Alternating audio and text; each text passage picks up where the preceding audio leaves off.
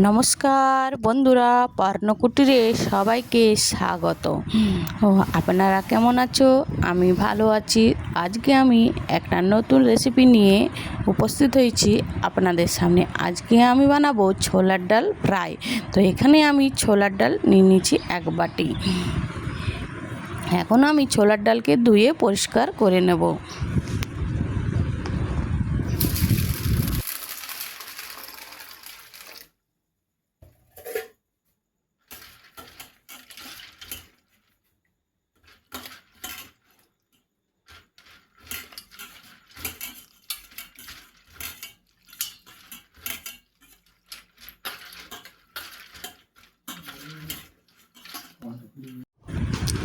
এখানে আমি gas on করে নিয়েছি এবং প্রেসার কুকারের মধ্যে জল দিয়ে দিয়েছি 1 ইঞ্চির মতো। জলটা মাপানো খুবই গুরুত্বপূর্ণ, কারণ এখানে ডালে যদি জল বেশি হয়ে যায় তাহলে ডালের স্বাদ একদম তো এখানে গ্যাস অন করে চাপিয়ে দিয়েছি কুকার এবং অপেক্ষা করব জল যতক্ষণ না গরম হয়। জল গরম হয়ে গেছে, এবার আমি পরিষ্কার করে রাখা ডাল এর মধ্যে দিয়ে দেব।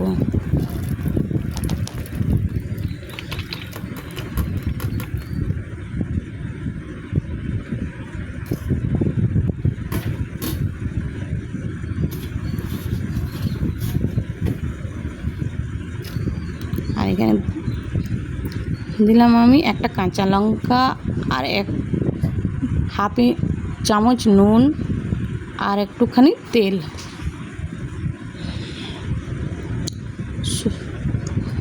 বাস, এবারে আমি কুকারের ঢাকনাটা লাগিয়ে 2টো সিটি দেব এবং কুকারের গ্যাস যাতে আপনি গ্যাসটা ছেড়ে দেয় ততক্ষণ অপেক্ষা করবে, এতে ডাল খুব সুন্দর সুশুদ্ধ হয়ে যাবে। এখানে আমি কয়েক টুকরো আদা আর রসুনের কোয়া আর একটা কাঁচা লঙ্কা নিয়েছি।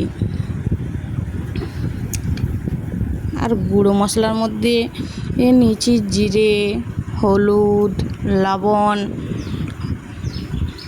আর কাশ্মীরি লঙ্কা।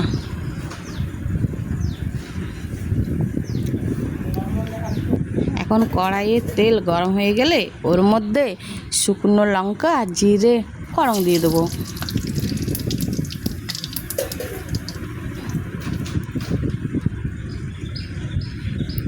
তারপরে এখানে কুচনো পেঁয়াজ দেবো। এখানে পেঁয়াজটা খুব বেশি ভাজবো না, কারণ এখানে পেঁয়াজ বেশি ভাজলে ডালের টেস্ট বাজে হয়ে যাবে। এখানে খুব একটু হালকা পেঁয়াজগুলো মজে এলেই আমি এখানে দিয়ে দেবো। এখানে গ্যাসের ফ্লেমটা লো টু মিডিয়ামে রাখবেন, হাই ফ্লেমে ভাজবেন না। এখানে দেখতেই পাচ্ছেন আমার পেঁয়াজটা ঠিক কতখানি মজে এসেছেন। তো এবারে আমি দিয়ে দেবো কুচনো টমেটোকে বেশ ভালোভাবে নাড়াচাড়া করব। টমেটো যতক্ষণ না পুরো সিদ্ধ হয়ে গলে যায়।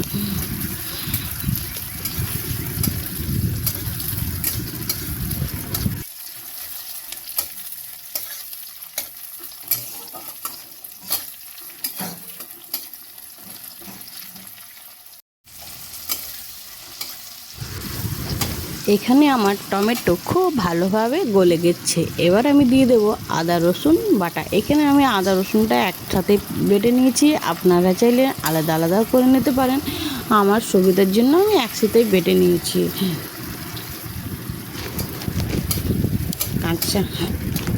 আদা রসুনের কাঁচা গন্ধ চলে গেলে এবারে আমি দিয়ে দেবো গুঁড়ো মশলা।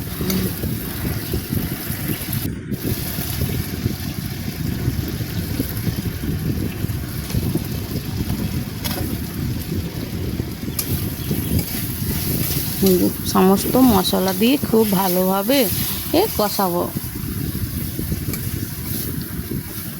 মশলা যাতে লেগে না যায় এই জন্যে আমি এখানে একটু সামান্য জল অ্যাড করেছি। আর এর স্বাদের জন্য দিয়ে দেবো 1 চামচ চিনি, কারণ ছোলার ডাল একটু মিষ্টি মিষ্টি পছন্দ করেন। আপনারা যদি না চান তো নাও দিতে পারেন।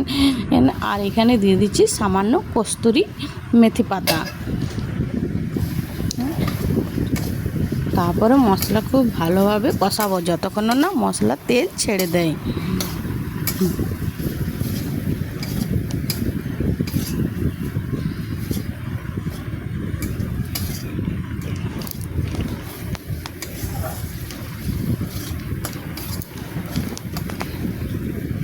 আমি এখানে দেখে দিচ্ছি ঠিক আমার ডালের মধ্যে কতটা জল আছে এবং ডালটা কীরকম সিদ্ধ হয়েছে। দেখতে পাচ্ছেন ডালটা আমার খুব সুন্দর সিদ্ধ হয়ে গেছে এবং অনেকটা জলও আছে। এবারে আমার মশলা কষা হয়ে গেছে, দেখতেই পাচ্ছেন মশলার মধ্যে কীরকম তেল ছেড়েছে। ঠিক এরকম অবস্থাতে এবারে আমি সিদ্ধ করা ডালটা অ্যাড করব।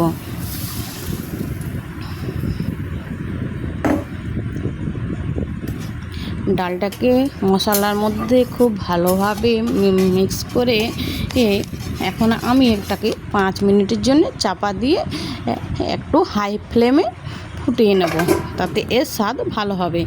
বাস, তারপরে নামানোর আগে 1 চামচ ঘি,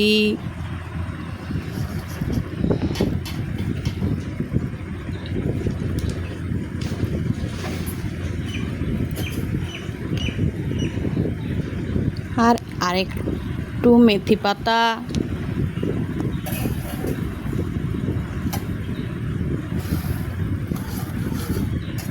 দিয়ে নেড়ে চেড়ে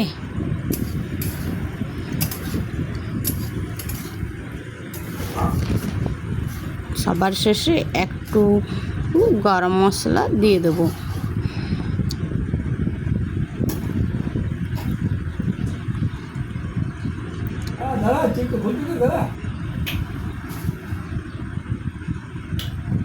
গরম মশলা দিয়ে পরে খুব বেশি ফোটাবো না, একটু সামান্য নেড়ে চেড়ে নিয়ে নামিয়ে নেব। এরকম ছোলার ডালের রেসিপি একবার বাড়িতে বানিয়ে খাবেন, তাহলে আর রেস্টুরেন্ট থেকে আনানোর দরকার নেই। বাড়িতেই এই ছোলার ডালের রেসিপি ভালো লাগবে। ভিডিওটি যদি ভালো লাগে তাহলে অবশ্যই লাইক করবেন, কমেন্ট করবেন এবং চ্যানেলটিকে সাবস্ক্রাইব করবেন। সুস্থ থাকবেন, ভালো থাকবেন। নমস্কার।